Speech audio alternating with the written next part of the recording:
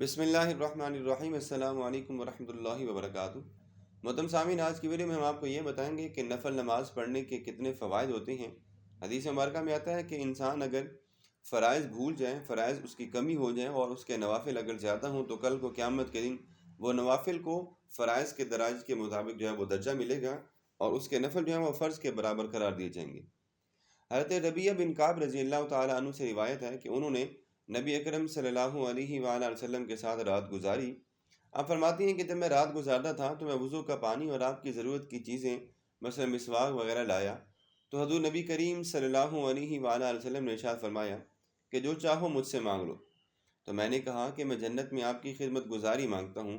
تو حضور نبی کریم صلی اللہ علیہ وآلہ وسلم نے فرمایا کیا اس کے علاوہ اور کوئی چیز نہیں؟ تو میں نے کہا کہ بس یہی۔ اس پر نبی کریم صلی اللہ علیہ وآلہ وسلم نے فرمایا کہ تم اپنی دلی مراد کے لیے کثرت سجود سے میری مدد کرتے رہو، بحوالہ صحیح مسلم۔ اسی طرح ایک اور روایت میں آتا ہے کہ حضرت جابر بن سمرہ رضی اللہ تعالیٰ عنہ سے مروی ہے کہ ایک جوان نبی اکرم صلی اللہ علیہ وسلم کی خدمت میں آیا کرتا تھا اور آپ کی ضروریات میں ہاتھ بٹایا کرتا تھا۔ حضور نبی کریم صلی اللہ علیہ وسلم نے اس سے فرمایا کہ تم مجھ سے اپنی کسی حاجت کا سوال کرو۔ تو اس نے کہا آپ اللہ تبارک و تعالیٰ سے میرے لیے جنت کی دعا مانگے۔